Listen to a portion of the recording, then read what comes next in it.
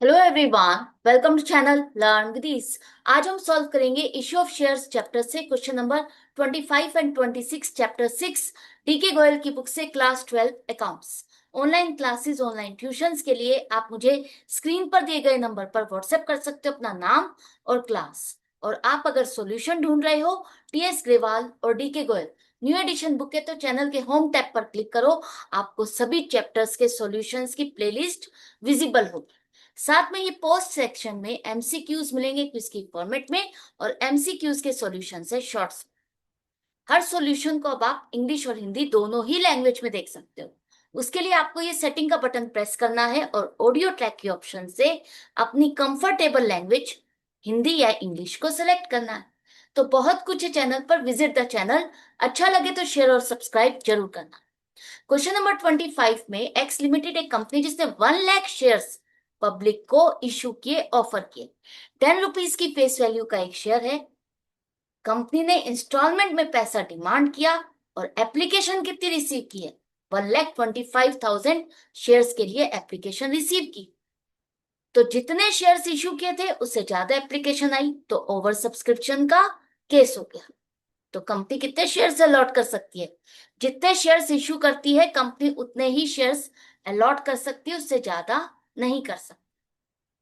Company ने 1,20,000 application पर 1 lakh shares allot किए और बाकी की रिजेक्ट कर दी।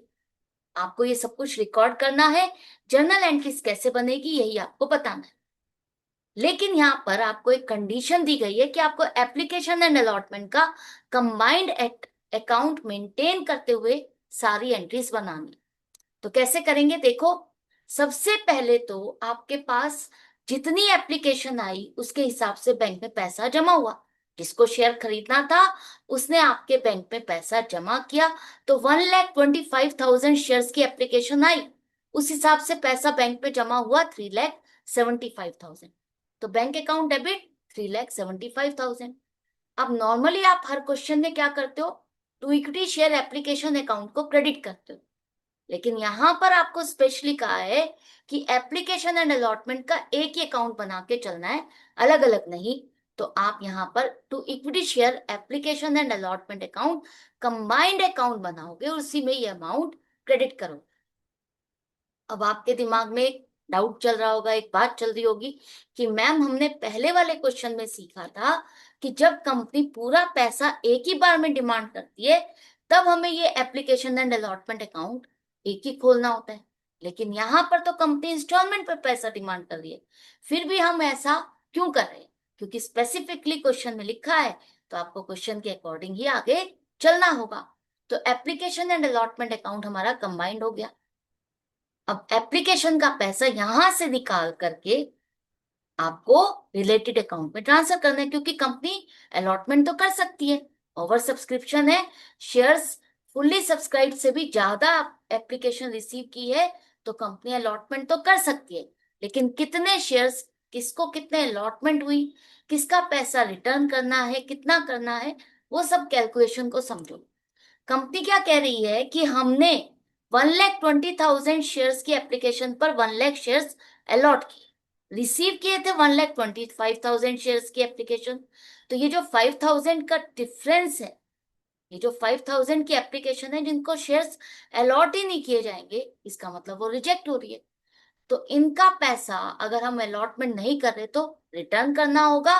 तो 15,000 रुपीज कंपनी रिफंड कर। इसके बाद कंपनी 1,20,000 शेयर्स की एप्लीकेशन पर 1 लाख शेयर्स अलॉट कर। एप्लीकेशन ज्यादा, अलॉटमेंट कम है, तो ये कौन सा केस हो गया? प्रोरेटा का केस। जितने शेयर्स जिसने अप्लाई किए उसको उतने शेयर्स ना मिल करके कुछ कम नंबर ऑफ शेयर्स उसको अलॉट होंगे। तो यहां पर कंपनी के पास 20,000 शेयर्स की एप्लीकेशन ज्यादा है, इनको अलॉटमेंट नहीं हो रही, तो इनका पैसा 60,000 रुपीज कंपनी को रिटर्न करना चाहिए। लेकिन कंपनी क्या कहती है यहाँ पर कि हम आपका ये पैसा रिटर्न नहीं करेंगे, आपका ये पैसा नेक्स्ट कॉल अलॉटमेंट में हम एडजस्ट कर लेंगे। आप कहोगे क्वेश्चन में तो कहीं नहीं लिखा। बिल्कुल सही बात है, क्वेश्चन में नहीं लिखा। फिर भी जब भी प्रोरेटा का केस है तो आपको ये मान के चलना है कि जो भी एक्स्ट्रा एप्लीकेशन का पैसा है वो कंपनी नेक्स्ट कॉल में एडजस्ट करेगी। कहां तक? सिर्फ और सिर्फ अलॉटमेंट तक, उससे आगे नहीं एडजस्ट कर सकती। अनलेस क्वेश्चन में स्पेसिफिकली लिखा हो कि कंपनी ये अलॉटमेंट में और आगे की कॉल में एडजस्ट कर सकती है, या यहां पर लिखा हो कि कंपनी एक्स्ट्रा एप्लीकेशन का पैसा सारा का सारा रिटर्न करेगी, तो आपको क्वेश्चन के अकॉर्डिंग ही चलना है। अगर लिखा है, जो भी लिखा है उसके अकॉर्डिंग आपको करना है। अगर नहीं लिखा तो हमको ये मान के चलना है कि जो एक्स्ट्रा एप्लीकेशन का पैसा है, प्रोरेटा का केस है, तो वो अलॉटमेंट तक आपको एडजस्ट करना है। यहां तक समझ में आ गया? अब हमें एंट्री बनानी है। हम यहां से एप्लीकेशन का पैसा शेयर कैपिटल में ट्रांसफर करते हैं, लेकिन जैसा कि यहाँ पर कंबाइंड अकाउंट है, तो आपको यहाँ पर एप्लीकेशन का पैसा जब आप ट्रांसफर कर रहे हो शेयर कैपिटल में, उसी टाइम पर अलॉटमेंट की ड्यू की एंट्री भी बना देनी है। कैसे? देखो, 15 अक्टूबर को आपको एप्लीकेशन का सारा पैसा मिला और 1 नवंबर को कंपनी अलॉटमेंट करेगी। एप्लीकेशन का पैसा हम कब ट्रांसफर करते हैं? जब कंपनी अलॉटमेंट करती है। तो अलॉटमेंट के टाइम पर ही एप्लीकेशन का पैसा शेयर कैपिटल में ट्रांसफर होगा और उसी टाइम पर ही अलॉटमेंट की ड्यू की एंट्री भी पास होगी। तो ये दोनों ही काम एक ही डेट को हो रहे हैं, एक ही टाइम पर हो रहा है। तो आपको एक ही बार में एक एंट्री बनानी है। क्या?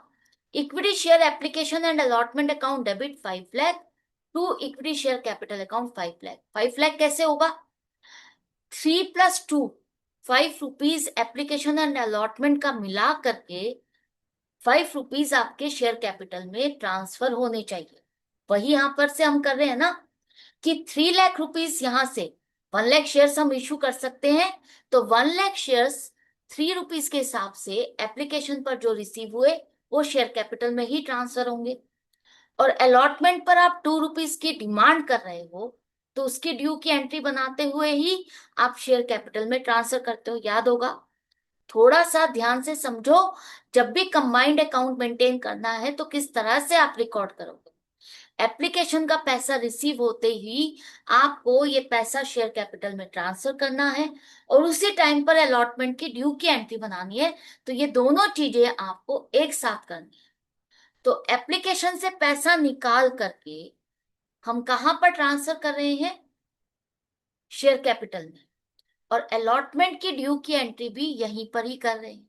तो टोटल अमाउंट आपका शेयर कैपिटल में ट्रांसफर हो गया 5 lakh. Equity share application account को आप डेबिट करते हो और जब ड्यू की एंट्री करते हो तब भी अलॉटमेंट अकाउंट को आप डेबिट करते हो। इसलिए equity share application and allotment account debit 5 lakh to equity share capital account 5 lakh. Clear है? अब आप कहोगे ये जो 75,000 है इसका क्या हुआ? इसमें से जो पैसा हमने रिटर्न किया, जिनको हम शेयर से अलॉट नहीं कर रहे, उनका पैसा हम रिटर्न करेंगे। तो equity share application and allotment account, ये वाला जो अकाउंट है जहां पर आपने पैसा क्रेडिट किया था, यहां से निकाल करके 15,000 टू बैंक अकाउंट आप क्रेडिट कर रहे हो, रिटर्न कर रहे हो। बाकी के 60,000 उसका क्या हुआ? जैसा कि हमने अभी डिस्कस किया था कि आपको 60,000 रुपीज जो एक्स्ट्रा मिला था एप्लीकेशन पर, वो अलॉटमेंट में एडजस्ट करना है। तो अलॉटमेंट पर मनी ड्यू है 2 लाख रुपीज, 2 रुपीज के हिसाब से 2 लाख रुपीज, और 60,000 ऑलरेडी आपके पास आ चुका, तो बाकी बैंक पे जो पैसा आएगा वो 1,40,000। इतना ही पैसा अब आपको रिसीव होगा ना। तो यही एंट्री आपको बनानी है। Bank account debit 1,40,000 to equity share application and allotment account 1,40,000। Clear है? फिर से समझो। आपके पास पहले बैंक में पैसा आया, जितनी एप्लीकेशन आई वो पूरा पैसा बैंक अकाउंट में डेबिट हुआ, कंबाइंड अकाउंट खोला, एप्लीकेशन एंड अलॉटमेंट अकाउंट। अब कंबाइंड अकाउंट है तो यहीं से ही एप्लीकेशन का पैसा आपको रिलेटेड अकाउंट में ट्रांसफर करना होता है। तो रिलेटेड अकाउंट, जितना अमाउंट आपका शेयर कैपिटल का बनता है वो आप ट्रांसफर कर रहे हो एप्लीकेशन अकाउंट यहां से निकाल के 3 लाख रुपीज, और अलॉटमेंट की ड्यू की एंट्री के लिए भी शेयर कैपिटल में आप पैसा क्रेडिट कर रहे हो 2 लाख रुपीज।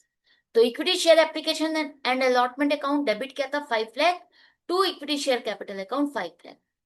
अब एप्लीकेशन के टाइम पर 15,000 आपको रिटर्न करना है, तो वो पैसा हम रिटर्न कर रहे हैं।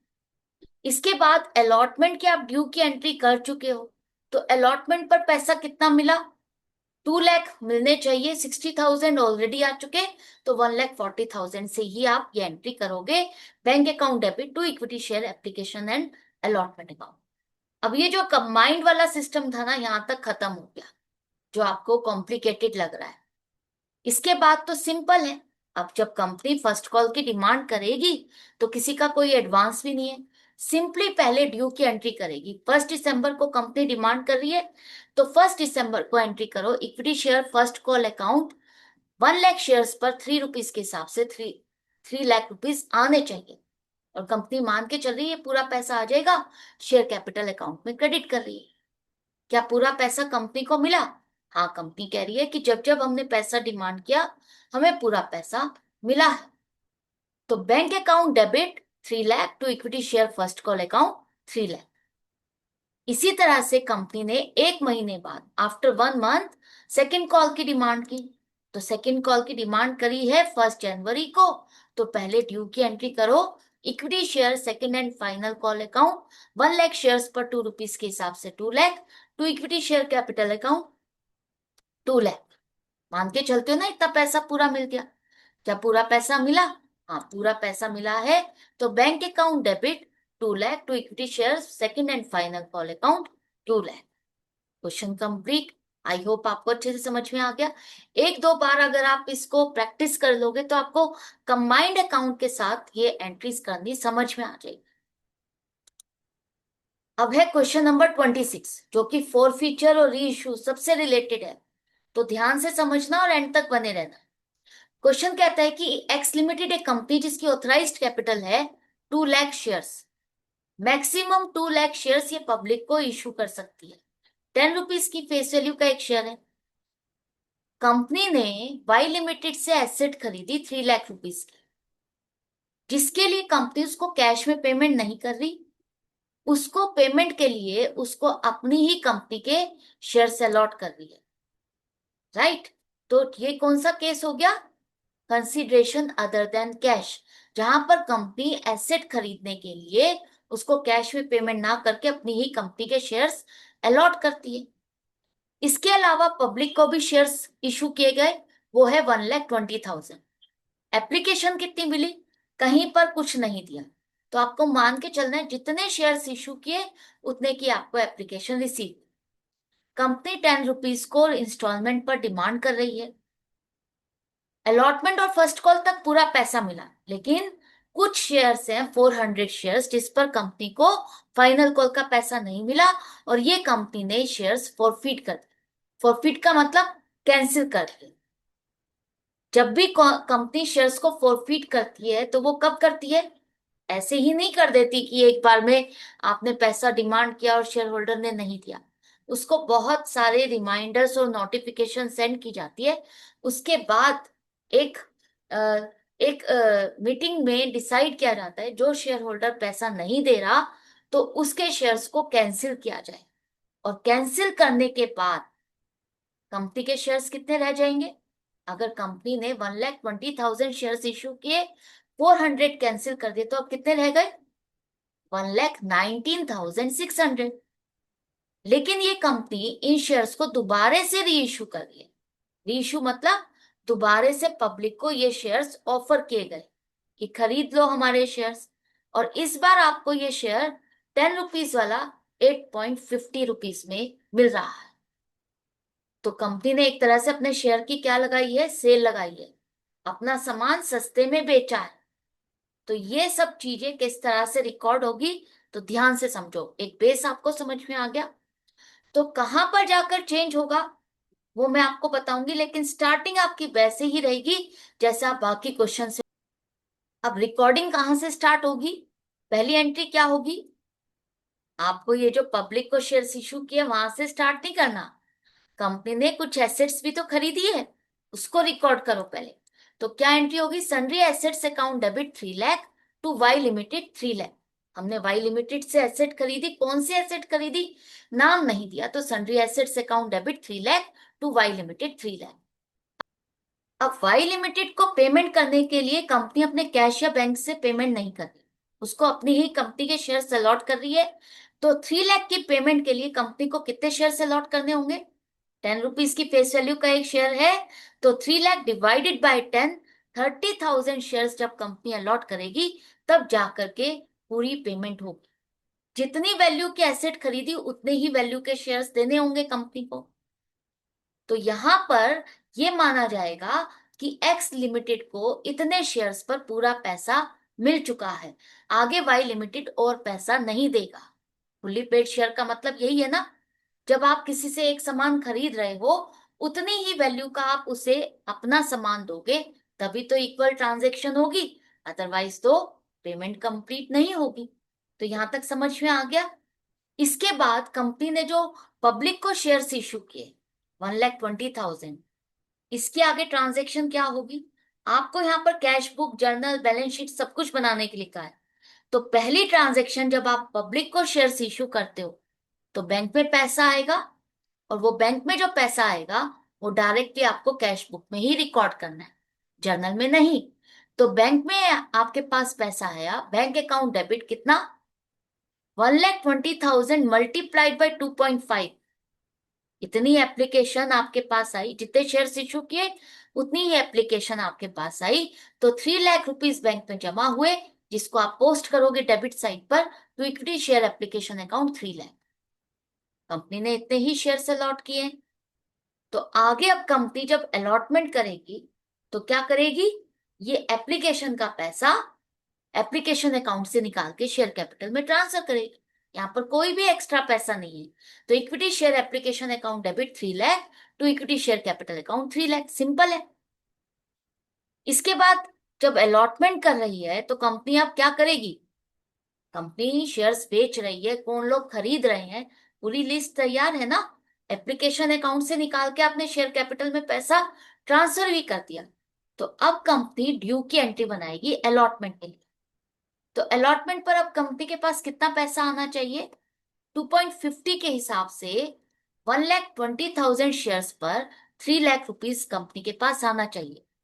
Equity share allotment account debit 3 lakh to equity share capital account 3 lakh, ताकि कंपनी ये ट्रैक रख सके कि सभी शेयर्स पर पैसा मिला या नहीं मिला, और कंपनी ये मान के चलती कि सारा पैसा आ गया और शेयर कैपिटल अकाउंट में क्रेडिट कर देगी। क्या कंपनी को पूरा पैसा मिला? हाँ, कंपनी कह रही है अलॉटमेंट और फर्स्ट कॉल तक तो हमें पूरा पैसा मिला है। तो अलॉटमेंट पर आपको पूरा पैसा मिला, तो bank account debit to equity share allotment account, इसे आप पोस्ट करोगे कैश बुक में डेबिट साइड पर, equity share allotment account 3 lakh rupees. इसके बाद अलॉटमेंट तक की कहानी हो गई, तो फर्स्ट कॉल की ड्यू की एंट्री करोगे। Equity share first call account 1,20,000 multiplied by 2,40,000, इतना पैसा मिलना चाहिए, और आप मान के चलते हो कि पूरा पैसा मिल जाएगा। To equity share capital account 2,40,000, क्या इतना पैसा मिला? हाँ, फर्स्ट कॉल पर हमें पूरा पैसा मिला। तो कैश बुक में डेबिट साइड पे पोस्टिंग करो, to equity share first call account 2,40,000। अब यहां पर आप फाइनल कॉल की डिमांड करो, तो फाइनल कॉल की ड्यू की एंट्री बनेगी equity share second and final call account 3 rupees के हिसाब से 3,60,000 to equity share capital account 3,60,000। यहां तक तो हमें सबको पता है, सेम चीज है। अब आपके पास पैसा आया कितना? आपको मिलना इतना चाहिए, लेकिन आपके पास 400 शेयर्स का पैसा नहीं मिला। 400 शेयर्स का पैसा कितना बनता है? 3 रुपीज के हिसाब से 1,200। ये पैसा नहीं मिला, बाकी का पैसा आपके बैंक में आया कितना? 3,58,800। तो बैंक में जितना पैसा आया उसके लिए बैंक अकाउंट को डेबिट करो 3,58,800। जो पैसा आपको नहीं मिला वो आपका कॉल इन एरियर अकाउंट पे डेबिट होगा। अगर आप कॉल इन एरियर के साथ करना चाहते हो तो कॉल इन एरियर अकाउंट को डेबिट करोगे। इसके बाद equity share second and final call account को क्रेडिट करो 3,60,000। अगर विदाउट कॉल इन एरियर के साथ करना चाहते हो तो कैसे होगी एंट्री? बैंक अकाउंट डेबिट 3,58,800, और कॉल इन एरियर अकाउंट को नहीं लिखना, सीधा सीधा अब आपको फाइनल कॉल अकाउंट में जितना पैसा मिला उतना ही आप क्रेडिट करो। कॉल सिनेरियर अकाउंट जब आप बनाते हो तो वहां पर क्या होता है कि आपको किस शेयर होल्डर से किस इंस्टॉलमेंट पर कितना पैसा नहीं मिला उसको ट्रैक रखने के लिए आपने ये अकाउंट बनाया। जो आपका कॉल का अकाउंट था वो तो क्लोज हो जाएगा, 3,60,000 डेबिट हुआ, क्रेडिट हो गया, क्लोज हो गया। लेकिन जब आप कॉल सिनेरियर अकाउंट नहीं बनाते तो यहाँ पर जो कॉल अकाउंट है उसको आप पूरा क्लोज नहीं कर पाओगे। जितना पैसा रिसीव हुआ उतने से ही क्रेडिट करोगे।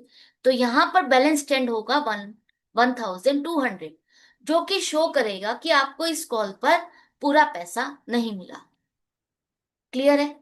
तो दोनों में से जो भी आपको कंफर्टेबल लगे उस हिसाब से आप एंट्री करो, लेकिन जो सिस्टम आप एक बार ही अप्लाई कर रहे हो कॉल सिनेरियर के साथ कर रहे हो तो आगे तक क्वेश्चन आपको कॉल सिनेरियर तक ही के साथ ही कंप्लीट करना है। अगर विदाउट कॉल सिनेरियर कर रहे हो तो आगे क्वेश्चन भी विदाउट कॉल सिनेरियर के साथ ही कंप्लीट करना होगा। तो आपके पास बैंक पे पैसा जितना आया उसे यहाँ पर रिकॉर्ड करो। To equity share second and final call account 3,58,800। अब कंपनी ने फाइनल कॉल तक पूरा पैसा डिमांड किया, शेयर होल्डर से आपको पैसा मिला, बैंक पे जमा हुआ, लेकिन 400 के शेयर्स पर कंपनी ने रिमाइंडर सेंड किए, फिर भी पेमेंट रिसीव नहीं हुई। तो फाइनली डिसाइड किया कि इस शेयर को फॉरफिट कर दो, 400 शेयर्स को कैंसिल कर दो और इसका पैसा जो अब तक हम रिसीव कर चुके हैं वो हम इसको रिफंड नहीं करेंगे। तो आपको सारी कैलकुलेशन करनी है। और फॉर फ्यूचर की जो सबसे इजी ट्रिक है, जो सबसे इजीएस्ट वे है, वो क्या है, ध्यान से समझना। कंपनी ने एप्लीकेशन का पैसा डिमांड किया, अलॉटमेंट का पैसा डिमांड किया, फर्स्ट कॉल का पैसा डिमांड किया, फाइनल कॉल का पैसा डिमांड किया। जब भी फॉर फ्यूचर की बात हो तो आपको चेक करना है कि कंपनी ने शेयर्स को किस पॉइंट पर फॉरफिट किया है, कितने कॉल करने के बाद कंपनी ने उसके शेयर्स को कैंसिल किया।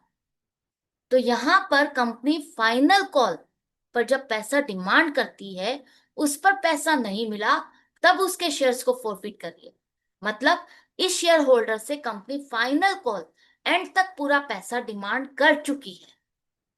तो इसका मतलब कंपनी ने अपनी शेयर कैपिटल अकाउंट को पूरे 10 रुपीज से क्रेडिट किया था, क्योंकि कंपनी तो हर बार ये मान के चलती है ना कि हमें पूरा पैसा मिल जाएगा, पूरा पैसा मिल जाएगा। इसका मतलब पूरे 10 रुपीज से अब तक हम शेयर कैपिटल को क्रेडिट कर चुके हैं। जब कंपनी शेयर्स को कैंसिल करती है तो उसका मतलब है जो अमाउंट आप शेयर कैपिटल में इससे रिलेटेड ट्रांसफर कर चुके हो वो भी रिवर्स करनी। तो जितना पैसा आप अभी तक डिमांड कर चुके हो वो है कॉल्ड अप।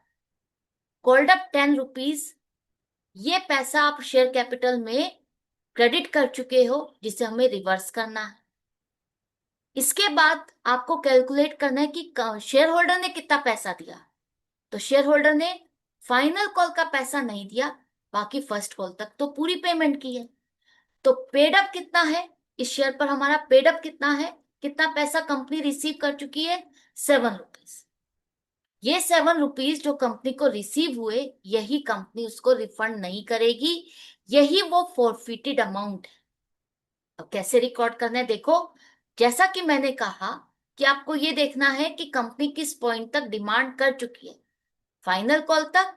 तो 10 रुपीज, इसका मतलब पूरे पूरे हम शेयर कैपिटल में इतने शेयर्स पर जो क्रेडिट कर चुके हैं वो रिवर्स करेंगे। रिवर्स करेंगे तो equity share capital account debit होगा 4,000 रुपीज से। इतनी अमाउंट से अब आपकी शेयर कैपिटल रिड्यूस हो जाएगी, डिक्रीज हो जाएगी। शेयर कैंसिल का मतलब इतनी अमाउंट के शेयर्स कैंसिल हो गए तो हमारी शेयर कैपिटल भी डिक्रीज हो जाएगी। अब एक तरह से आपको इसका हिसाब किताब करना है कि 4,000 में हमें कितना पैसा मिला और कितना नहीं मिला। हमें 7 रुपीज मिले और 3 रुपीज नहीं मिले। तो 3 रुपीज आपको कौन सी कॉल के नहीं मिले? अगर आप कॉल सिनेरियर के साथ कर रहे हो तो टू कॉल सिनेरियर अकाउंट क्रेडिट करो 1,200। हमें 3 रुपीज नहीं मिले तो 3 रुपीज के हिसाब से इसको क्रेडिट करो। और जो पैसा आपको मिला उसके लिए आपका नया अकाउंट खुलेगा to equity share forfeiture account 2800। वो पैसा आपने एक अलग अकाउंट में क्रेडिट कर दिया, जो कि हम इस शेयर होल्डर का पैसा जितना आया था उसको रिफंड नहीं करेंगे। एक तरह से ये कंपनी की इनकम, ना तो हमने उसको शेयर से लौट किए और ना ही उसका पैसा रिफंड किया, कंपनी के ये पास ये पैसा है। अब ये जो 1200 हमने कॉल सिनेरियर में क्रेडिट किया, इसका क्या लॉजिक है, क्या मीनिंग है? आप जब भी किसी कॉल पर पैसा नहीं मिलता, उसके लिए आप कॉल सिनेरियर अकाउंट को डेबिट करते हो, ताकि ट्रैक रख सको कि इतना पैसा हमें इस इंस्टॉलमेंट पर नहीं मिला, इस शेयर होल्डर से नहीं मिला, तो हमें उससे डिमांड करनी है। अब जब फाइनली हो गई कहानी कि ये शेयर होल्डर से पैसा नहीं आएगा, शेयर्स कैंसिल करने हैं, तो इस अकाउंट को भी तो आप क्लोज करोगे कि इतनी अमाउंट अब आपको नहीं मिलनी, इसको हटा दो यहां से। तो कॉल सिनेरियर अकाउंट को भी आप इतनी अमाउंट से क्रेडिट करते हो कि ये पैसा अब आपको नहीं मिलने वाला, तो कॉल सिनेरियर में इसको खत्म करो, क्रेडिट करके डिक्रीज कर दो। अगर आपको ध्यान रखना है, सीखना है इजी वे, तो सिंपल समझो कि कितना पैसा हमें लेना था, कितना मिला और कितना नहीं मिला, राइट? तो उसी हिसाब से आपको रिकॉर्ड करना है। अगर कॉल सिनेरियर के बिना एंट्री होगी तो क्या होगा? Equity share capital account debit 4000। अब कॉल सिनेरियर की जगह पर आपको उस कॉल का नाम लिखना है जिस पर आपको पैसा नहीं मिला। To equity share second and final call account 1200, to equity share forfeiture account 2800।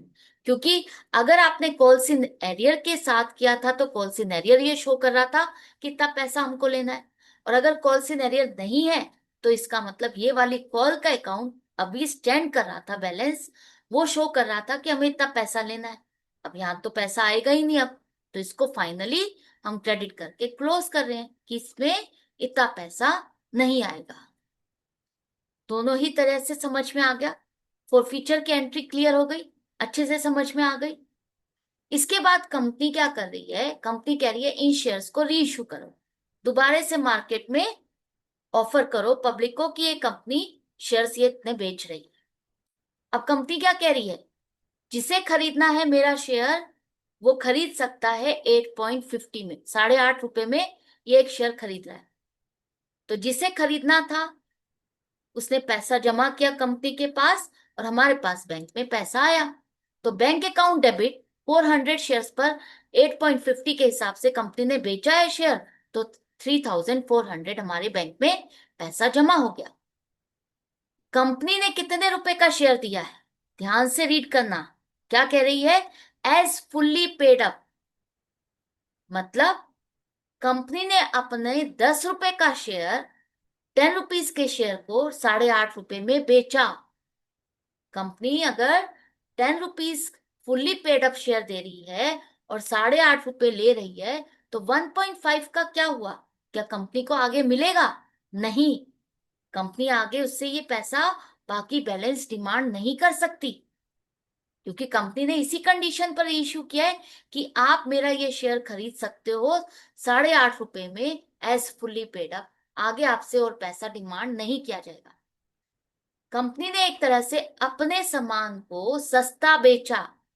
1.5 rupees का कंपनी को नुकसान हुआ है, तो वो 1.5 1.50 रुपीज वो कंपनी कहाँ एडजस्ट करेगी? जो पहले वाले शेयर होल्डर से जो पैसा मिला था उससे एडजस्ट करेगी, जिसे हमने equity share forfeiture account में क्रेडिट किया था, तो वहीं से ये पैसा निकालेगी और उससे एडजस्ट करेगी। फिर से समझो, कंपनी शेयर को रीइश्यू कर रही है, रीइश्यू का मतलब दोबारा से पब्लिक को ऑफर कर रही है। अब कंपनी कह रही है जिसे ये शेयर खरीदना है, मेरे 10 रुपए का शेयर अब आपको मिल रहा है 8.5 रुपए में, 8.50 में आप इजीली इसको खरीद सकते हो। तो जिसे खरीदना था उसने खरीदा, उसके लिए तो फायदा हो गया। 10 रुपए की चीज, 10 रुपीज की चीज 8.50 में मिली, तो उसको तो 1.50 ये शेयर सस्ता मिला, शेयर होल्डर के लिए फायदा है। 10 रुपए की चीज इतने में मिली, उसके लिए फायदा। लेकिन कंपनी ने अपनी 10 रुपए की चीज 8.5 रुपए में बेची, तो 1.50 का उसको नुकसान हुआ। तो 1.50 का जो नुकसान हुआ वो कंपनी पहले वाले शेयर होल्डर से जो पैसा मिलता है उससे एडजस्ट करती है, राइट? हमारी शेयर कैपिटल आप उतने से ही क्रेडिट करोगे जितने रुपए का आप सामान बेच रहे हो, कि हमारा जो सामान हमने बेचा उसकी कॉस्ट क्या है, वो तो 4000 की है, तो 4000 से ही आप शेयर कैपिटल को क्रेडिट करोगे। अब ध्यान से समझना एक इंपॉर्टेंट पॉइंट, जब कंपनी ने शेयर को फोरफीट किया था तो क्या हुआ था, 1,20,000 शेयर्स जो कंपनी ने अलॉट किए थे, 400 शेयर्स कैंसिल हो गए, तो कितने बचे थे, 1,19,600। अब कंपनी अगर री इशू कर रही है और वो भी फुल्ली पेड अप, तो अब कंपनी के पूरे शेयर्स हो गए दोबारा से 1,20,000 शेयर्स, दोबारा से अलॉटेड शेयर्स 1,20,000 है। क्लियर है, यहां तक समझ में आ गया। तो बैंक में जो पैसा आया वो बैंक अकाउंट में क्रेडिट करोगे to equity share capital account 3,400। जितना पैसा मिला उतना ही आप बैंक अकाउंट में लिखोगे। किससे मिला, शेयर कैपिटल से मिला, वो यहां पर दिखाओगे। अभी आपने जो एंट्री बनाई है ये कंपाउंड एंट्री है, जो बैंक में पैसा आया वो तो बैंक में आपने दिखा दिया, लेकिन जो शेयर फॉरफीचर से आपने एडजस्ट किया उसको आपको जर्नल के थ्रू दिखाना होगा। Equity share forfeiture account debit 600 to equity share capital account 600, right. अब यहां पर फॉरफीचर तक की कहानी हो गई। जब कंपनी शेयर्स को फॉरफीट करती है, री इशू कर देती है, तो फाइनली कंपनी ने शेयर्स को री इशू कर दिया, तो इस पर जो पैसा बचा हुआ है पहले वाले शेयर होल्डर का, उसको वहां से निकाल के कंपनी अपने कैपिटल रिजर्व में ट्रांसफर करती है। तो कितना करेगी, ध्यान से समझो, कंपनी के पास कितना पैसा आया था हर शेयर पर, 7 रुपीज। फर्स्ट कॉल तक पूरा पैसा 7 रुपीज कंपनी ने पहले वाले शेयर होल्डर से रिसीव किया था। कंपनी को रीइश्यू करते हुए कितना नुकसान हुआ, 1.5। तो इसका मतलब हर शेयर पर कंपनी के पास कितना पैसा बचा, 5.50। इतना पैसा जो बचा हर शेयर पर, तो 400 शेयर्स पर जो पैसा बचा 2,200, अब ये फाइनली फॉरफीचर अकाउंट में बचा हुआ है। कंपनी शेयर्स को फॉरफीट भी कर चुकी, री इशू भी कर चुकी, इनका फाइनल हो चुका कि इन शेयर्स पर कितना नुकसान होना था और कितना फायदा। तो अब जो पैसा बचा हुआ है हमारे पास शेयर फॉरफीचर अकाउंट में, वहां से निकाल के अब हम कैपिटल रिजर्व में ट्रांसफर करें। Equity share forfeiture account debit 2,200 to capital reserve account 2,200, मतलब ये पैसा अब हमारा फाइनली प्रॉफिट है जो कि हम कैपिटल रिजर्व में ट्रांसफर करें। अब यहां पर ये सब करना जरूरी क्यों है, ध्यान से समझो। कंपनी जब भी शेयर्स फॉरफिट करेगी, री इशू कर देगी, तो उसकी कहानी पूरी हो गई। तो पहले वाले शेयर होल्डर का जो फाइनल बैलेंस है वो कंपनी के लिए प्रॉफिट है, वो ट्रांसफर कर ले। फॉरफीचर अकाउंट को उसको यहाँ पर क्लोज करना होगा। अगर फॉरफीचर अकाउंट को क्लोज नहीं करती और उसका बैलेंस वहां पर स्टैंड करता रहेगा, तो वो ये शो करेगा कि अभी कंपनी ने ये शेयर्स री इशू नहीं किए हैं, राइट। तो इसीलिए आपको फॉरफीचर अकाउंट से जो भी पैसा बचा हुआ है वो वहां से निकाल के कैपिटल रिजर्व में ट्रांसफर करना ही करना है। यहां तक आपकी जर्नल एंट्रीज कंप्लीट हो गई। इसके बाद आपको बैलेंस शीट बनानी है, लेकिन उससे पहले ये कैश बुक आपको क्लोज करनी है। इसका जितना भी बैलेंस बनता है उसको आपको क्लोजिंग बैलेंस निकालना है। By balance CD credit side पे लिखो 12,02,200, एंड में लिखो टोटल। इसके साथ बैलेंस शीट अगर आपको बनानी है तो मेन पेज के बाद नोट्स टू अकाउंट में लिखो share capital, authorised capital 2 lakh, equity shares of rupees 10 each 20 lakh rupees, issued capital कितने शेयर्स आपने इशू किए 30,000, जो आपने कंसिडरेशन अदर देन कैश, और दूसरे पब्लिक को जो इशू किए 1,20,000, तो total 1,50,000 equity shares of rupees 10 each 15 lakh. अब बात आती है कि आपने शेयर्स अलॉट कितने किए, वो आएगा आपका सब्सक्राइब कैपिटल में, जिसमें दो कैटेगरी होती है, एक फुल्ली पेड अप, दूसरी नॉट फुल्ली पेड अप। तो सबसे पहले जो 30,000 शेयर्स आपने अलॉट किए वो किसके लिए किए थे, आपने जो एसेट खरीदी थी उसके लिए, और फुल्ली पेड अप है तो वो तो फुल्ली पेड अप की कैटेगरी में आएंगे ही आएंगे। बाकी जो पब्लिक को शेयर्स अलॉट किए वो कौन सी कैटेगरी में आएंगे, आप कहोगे कि 400 शेयर्स को छोड़ करके बाकी सभी शेयर्स पर तो हमें पूरा पैसा मिला, तो 400 शेयर्स हमारे नॉट फुल्ली पेड अप में आएंगे। नहीं, आप यहां पर ध्यान से रीड करो, ध्यान से समझो। कंपनी के total share 1,50,000 fully paid up में ही आएंगे, क्योंकि जो 400 शेयर्स थे, अगर पैसा नहीं मिला था तो कंपनी ने उन शेयर्स को फोरफिट किया, कैंसिल किया, और उसके बाद दोबारा से री इशू किया। और री इशू करते हुए क्या कंडीशन है कि फुल्ली पेड अप मान रहे हैं हम, कि हम ये मान के चलेंगे कि इस शेयर होल्डर से पूरा पैसा आ चुका है।